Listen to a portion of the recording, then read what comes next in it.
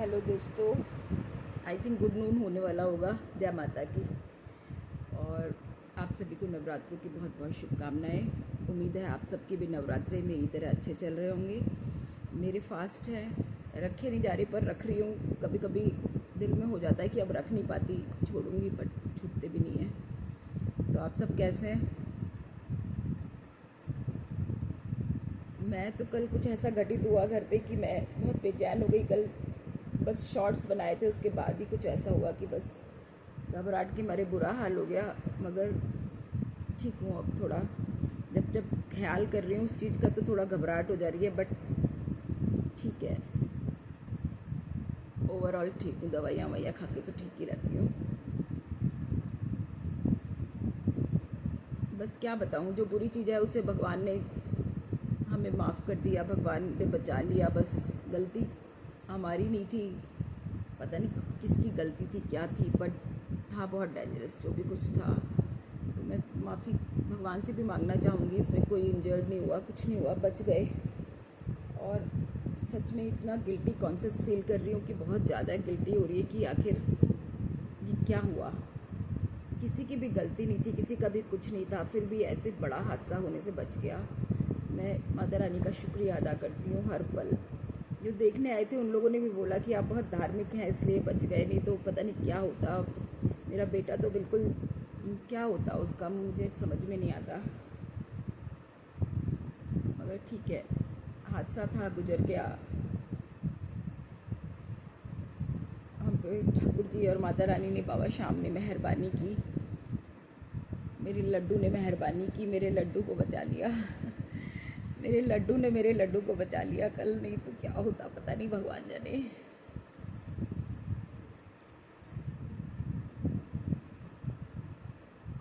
तो बस मैं शाम को मैंने एक वीडियो अपलोड भी किया था दिन में, पर वो मैं दे नहीं पाई। होगा मेरे पास तो मैं डाल दूँगी। मैंने सोचा चलो अब एक वीडियो बनाती हूँ।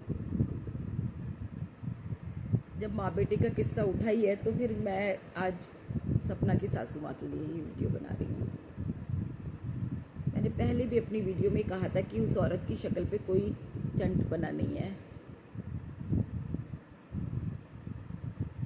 बहुत सौम्य सी लेडी है वो, बहुत सौम्य। और रात को 12 बजे उन्हें अपने बच्चों की याद आई, सब आई। एक बार वो मुँह से कह देती कि मुझे पोतियों की भी याद आई। मैंने वो अंशु की वीडियो में देखती नहीं हूँ, आती नहीं है मेरे इसमें। असल में मैंने उसको सब्सक्राइब नहीं कर रखा तो बहुत कम आती है। मैं तो और लोगों की वीडियो देख के ऐसा कह रही हूँ कि काश वो रोते रोते ये भी बोलती कि मुझे मेरी पोतियों की याद आ रही है। अभी तक किसी ने ऐसे सेंटेंस यूज़ नहीं किए। सब ने यही कहा कि राजवीर और सूरज जी को याद करके रो रही थी, और सब ने ज़्यादातर ये कहा कि राजवीर को याद करके बहुत रो रही थी। औगी चुप कर आ रहा था और अंशु चुप कर आ रही थी। तो ये माँ का दर्द है, ये तो भूला ही नहीं जा सकता, हर कोई कहता है। एक बार को देखो, पुरुष जो होता है वो बाहर जाता है, बहुत सारे लोगों से मिलते जुलते हैं, भूल जाते हैं, बट औरत जो घर में रहती है उसकी यादें कोना कोना याद से भरा होता है, तो वो नहीं भूल सकती। तो बस यही मैं सपना की सास के लिए कहना चाहूँगी कि आपको दुख भुलाना होगा। देखो, मैं मानती हूँ आपका दुख बहुत बड़ा है। बच्चे के साथ इतना सा भी कुछ होता है ना, माँ का दिल दहल जाता है, माँ पागल सी हो जाती है। तो बस मैं यही कहना चाहूँगी कि आपको तो धैर्य रखना पड़ेगा। कोई वीडियो बनाने वाले कोई IFB से बच्चा पैदा करेंगी, अरे उनकी 2-2 पोतियाँ हैं, पोते क्या कम होते हैं पोतों से? आज नहीं बात कर रही हैं तो कल पोतियाँ बड़ी होंगी, वो खुद ही पहुँच जाएंगी दादी के पास। आप सब जो भी हैं बेफिक्र रहिए। अपना उन्हें ऐसे संस्कार नहीं दे रही कि अपने दादा दादी से बोलो मत, बात मत करो। ठीक है, वो कॉल मिला नहीं रही है, कोई वजह होगी, कोई कारण होगा, मगर दादा दादी तो बड़े हैं ना, मिला सकते हैं। कॉल मिला के उन बच्चों की क्या गलती है, बात कीजिए। आप उन बच्चों से बात भी करेंगी तो आपके राजवीर और सूरज दोनों आपको नज़र आएंगे वहीं। दर्द में हैं आप, मैं जानती हूँ बहन मेरी, मगर आपके दर्द और चटोरी रजनी जी के दर्द को कोई नहीं बांट सकता, कोई भी नहीं बांट सकता। मैं भी 19 साल खौफ में जी हूँ कि मेरा बेटे को क्या होगा क्या नहीं होगा। पूजा, जतन, मानसिक जाप जो मैं कर सकती थी मैंने सब कुछ किया उसके लिए। उसके लिए भी, अपने भाई के लिए भी, दोनों को एक ही वो था, और अपने भाई के लिए भी मैंने बहुत बहुत कुछ किया।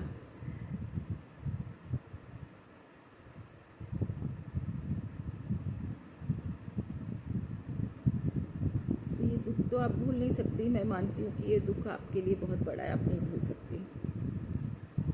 चलिए, इस वीडियो में और आगे कुछ पूरे दिन की जो कुछ होगा मैं ज्वाइन करके भेजूँगी, मगर फ़िलहाल के लिए बस मैंने ये कुछ शब्द उन बहन जी के लिए बोला है जो 2 बेटे खो चुकी, वो चटोरी रजनी जी के लिए जिन्होंने एक ही बेटा था वो खो दिया। तो प्लीज़ गलत सलत अफवाह इन लोगों के लिए मत फैलाइए। इनके दर्द को यही जान सकती हैं और कोई नहीं जान सकता। या जिसने बहुत कुछ खो रखा हो, जैसे मैंने मेरे ताऊ जी खो दिए बचपन में, पापा खो दिए बचपन में, वो समझ सकता है इस दर्द को कि खोने का मतलब क्या होता है। और जिनके पास सब कुछ होता है वो क्या जाने इस दर्द को कि दर्द कैसा होता है। तो वो लोग तो जान ही नहीं सकते कि दर्द कैसा होता है। तरह तरह का ये सपना माफ़ी मांगने जा रही है। हाँ, सपना माफ़ी मांगने जा रही है तो अच्छी बात है ना, बहुत अच्छा है। अगर ऐसा कोई मिस्टीरियस काम तो हुआ नहीं है कि बहुत बड़ा काम हुआ है। आज भी सपना वहाँ चली जाए और सब दोनों पक्ष इत्मीनान से रहें, अपने अंदर जितनी भी बैर भाव की बातें हैं वो निकाल दे। और बस देखो, सास बहू में थोड़ा झमेला तो चलेगा ही चलेगा, ऐसा तो है नहीं, बट ये है कि सपना के पीहर वाले तो आएंगे ही जाएंगे। देखिए, उनकी बेटी ऐसे वो लोग भी नहीं छोड़ सकते। एंड बहन जी, आप भी सोच के देखना, आपके पीहर वालों ने क्या आपको छोड़ दिया? आपका साथ दे रहे हैं ना तब से वो प्रॉपर। तो ऐसी सपना के पीहर वाले हैं, उनकी बच्ची के साथ 2-2 पति चले गए तो वो तो बेचारे अपनी बच्ची के पास आएंगे जाएंगे, देखेंगे भी, बैठेंगे भी, खाएंगे भी, पिएंगे भी। तो आप उनको क्यों मना करती हैं? नहीं मना किया कीजिए। आप अपने ऊपर देखो ना, आपको दुख पड़ता है तो फ़ौरन भाई के घर भागी भागी जाती हो। आप अपनी देवरानी जेठानी के पास तो नहीं जा रही ना, सीधे भाई के पास जाती हो, अपनी बहन के पास जाती हो। तो ऐसी वो अपने भाई बहनों के पास जाती है या अपने भाई बहन बुलाती है, तो इसमें बुरा क्या है? मुझे समझ में नहीं आता। जो आप उसकी मम्मी से दुरात भाव करती हैं, जो भी पिछला है उसे भूल जाइए ना, फिर से नए सिरे से शुरू करिए। मैं तो चाहती हूँ आप सपना को घर ले जाइए। देखिए, बच्चे जब गलती करते हैं ना तो बड़ों को ही माफ़ करना पड़ता है, या बच्चे माफ़ करते हैं बड़ों को। आप मेरे को ये बताओ, एक छोटी सी बात कोई मुझे ये बताए कि बड़े बच्चों को माफ़ करते हैं या बच्चे बड़ों को माफ़ करते हैं? तो बहन जी, आप बड़ी हैं, भाई साहब कहूँ, भाभी कहूँ, क्या कहूँ, तो आप बड़े हैं, आप लोग जाइए सपना को ले आइए, बुरी नहीं है। और इस पूरे वाईटी का मुंह बंद करवा दीजिए। आप लोग खुशी खुशी अपने ब्लॉग बनाइए, हम लोग आपके ब्लॉग्स देखेंगे। सपना की अर्निंग का साधन है ये, वो अपने पाँव पे खड़ी है। हम तो सपना जब आपके पास चली जाएगी तो उसे प्रॉपर्टी की किसी चीज़ की कोई कमी नहीं। आपको कितना गर्व होगा भाई साहब, आप लेके तो जाइए। आप टीचर हैं, आप समझ सकते हैं। आपकी बच्चियाँ, दोनों पोतियाँ डॉक्टर, इंजीनियर, बड़े बड़े उसमें जाएँ, फॉरेन कंट्री में पढ़े। आप नहीं चाहते कि आपके पास इतना पैसा है तो मेरी पोतियाँ 12th करके विदेश जाएँ, वहाँ से पढ़ के आए? मेरी ये वीडियो प्लीज़ आप लोग शेयर बहुत करना, है ना, जिससे कि वहाँ तक बात पहुँचे। और मैं चाहती हूँ कि सपना अपनी ससुराल चली जाए, सब माफ़ी एक दूसरे से मांग ले, और पोतियाँ आपकी छत्र छाया में रहें बड़ों की, ऐसा कुछ चाहती हूँ मैं तो।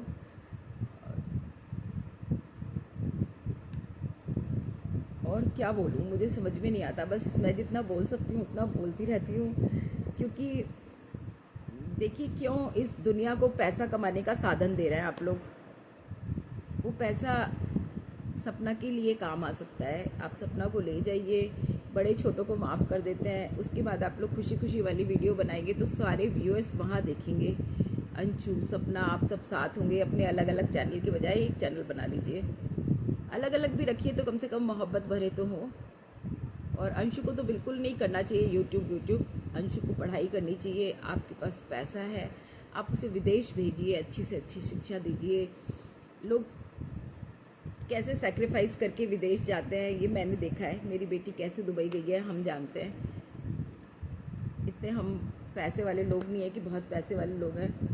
अपने आप करके कैसे कैसे करके थोड़ी हमने मदद की, थोड़ी उसने अपने आप किया, तो वो दुबई गई। तो आप और पढ़ना चाहती है अभी आगे, उसके लिए वो खुद करेगी मेहनत और खुद पढ़ेगी। कोई इंटरनेशनल कोर्स करना चाहती है। भाई देखो, हमारे पास एक बच्चा और है और भी जिम्मेदारियां हैं, वो सब निभानी है, तो हम इतना नहीं कर सकते, इतने बड़े धनवान हम हैं नहीं। तो मेरी बच्ची खुद कमाएगी, खुद पढ़ेगी। अभी तो उसको 6-7 महीने ही हुए हैं, साल 1.5 साल हो जाएगा, तो फिर वो एक इंटरनेशनल कोर्स करेगी। आगे लंदन वंदन जाना चाहती है, तो हो सकता है लंदन चली जाए जब तक। तो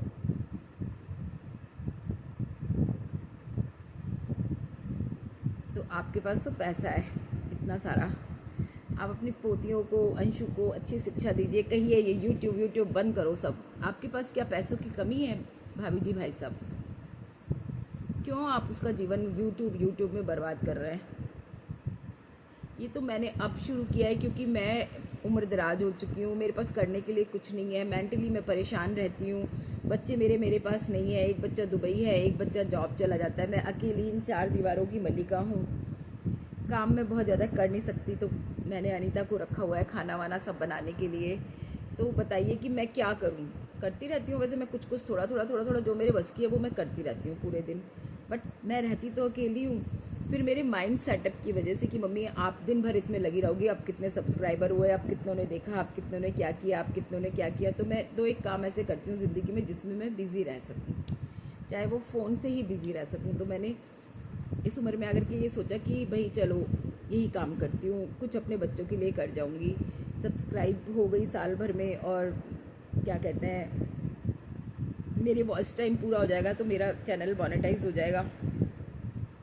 तो इस वजह से मैं इस दुनिया में आई कि मेरे बच्चे और मेरी सराउंडिंग्स मुझे कभी भूल ना पाए।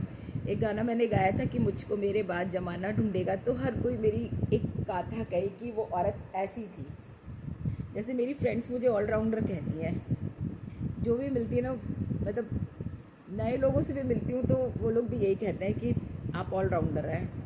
मैं हर वो काम जो अच्छा हो ज़िंदगी में करना चाहती हूँ, हर वो काम जो जिसमें रह करके मुझे संतुष्टि मिले, मुझे आत्मज्ञान मिले, मुझे कुछ आध्यात्मिक सीखने को मिले, तो मैं कोशिश करती हूँ कि वो करूँ। और मैंने कभी तोड़ने की कोशिश नहीं की, हमेशा मिलाने की कोशिश की। मेरा नाम एकता है और मैं उसी के अनुरूप बनी हुई हूँ। जिनसे मैं नफ़रत करने लग जाती हूँ, कुछ लोग हैं दुनिया में जिनसे मैं बहुत नफ़रत करती हूँ, आई हेट। मेरे साथ जिन्होंने बुरा किया मैं उनसे भी नफ़रत नहीं करती। मैंने कभी किसी को बद्दुआ नहीं दी, हुआ बहुत बुरा, मगर मैंने कभी किसी को बद्दुआ नहीं दी। और आज भी जिनसे नफ़रत करती हूँ उनको बद्दुआएँ कभी नहीं देती। पर कुछ लोग हैं जिनसे मैं नफ़रत करती हूँ, बिल्कुल मैं उनकी गलती मानती हूँ। अगर मुझे कोई समझा देता है एक बार तो मैं फिर समझ जाती हूँ। अपने को बड़ा साबित करना था तो एक बार समझाने भी आना था ना। हर कोई आया समझाने, काफ़ी नहीं आई। मेरी वीडियो पहुंच रही हो जहाँ से जहाँ तक, तो प्लीज़ आप इस बात पे गौर करना। आपको पोजीशन चाहिए थी, मांग लेती मेरे से।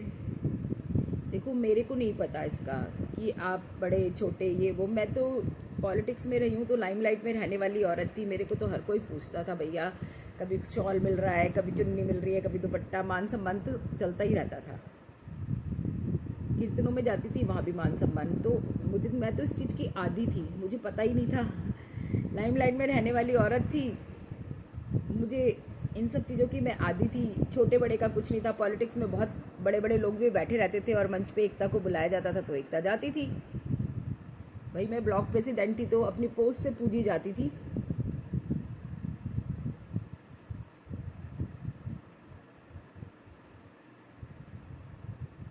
मैं अपनी गलती मानती हूँ, मगर मुझे आइडिया ही नहीं था। मैंने बताया ना कि मैं लाइमलाइट में रहने वाली औरत, मैं पॉलिटिक्स में रहने वाली औरत, बहुत सारी मीटिंग्स अटेंड करना, मिनिस्टर्स के घर जाना, सर के साथ जाना, रैली में जाना, कुछ तो मैं छोड़ती नहीं थी। तो उस हिसाब से पूछा भी जाता था। राशन कार्ड के दफ्तर की मैं मेंबर रह चुकी, तो अच्छे अच्छे ओहदों पे रह करके आई हूँ, तो मुझे तो ओहदों की आदत थी।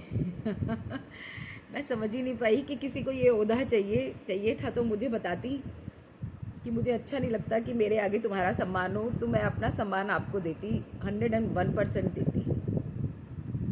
अगर मैंने अपनी प्रॉब्लम बताई कि मैं इस चीज़ की आदी थी, मैंने कहीं से कहीं तक सोचा ही नहीं, मैंने इस चीज़ को सोचा ही नहीं, क्योंकि मैं इस सम्मान की तो बहुत समय से आदी हूँ।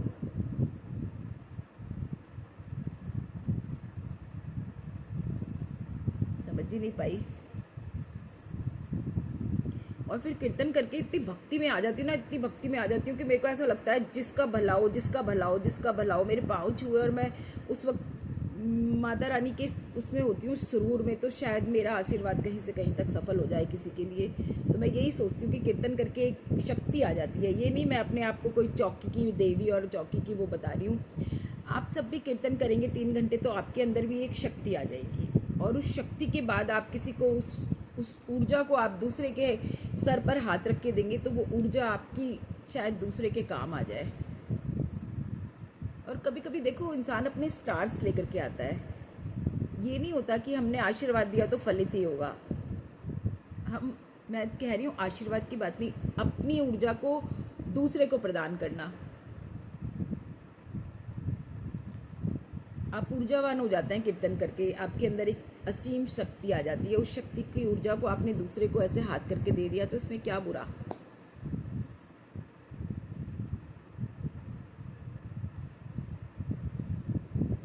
चलिए, मेरी वीडियो को जो जहाँ तक देखे वो मुझे समझने की कोशिश करे। बहुत लोगों ने तो समझ लिया मुझे और समझते रहे, और बहुत लोगों ने अभी तक नहीं समझा। तो जो नहीं समझते ना, उनके लिए ये वीडियो।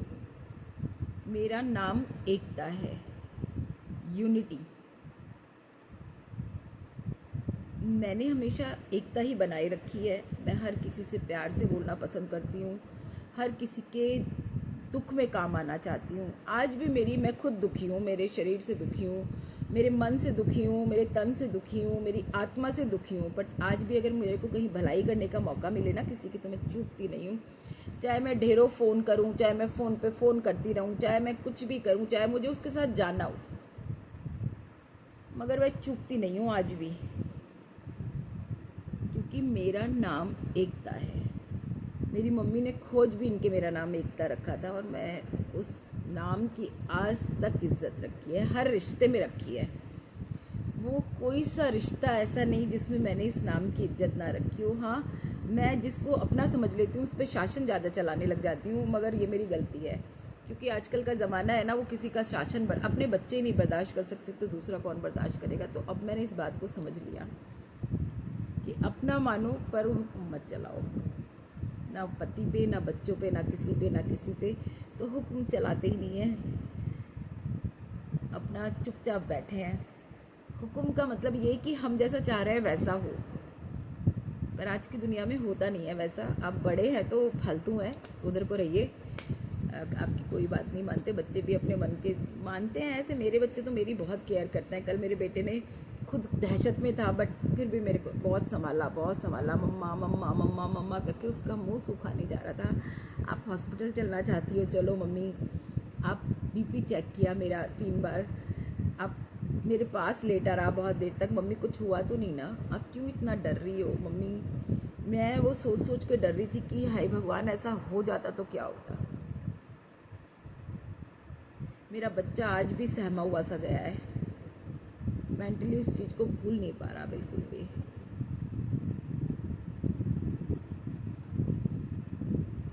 चलिए, वीडियो को और ज़्यादा लंबा नहीं करती हूँ। तो मेरा आप सभी को नमस्कार, जय माता दी।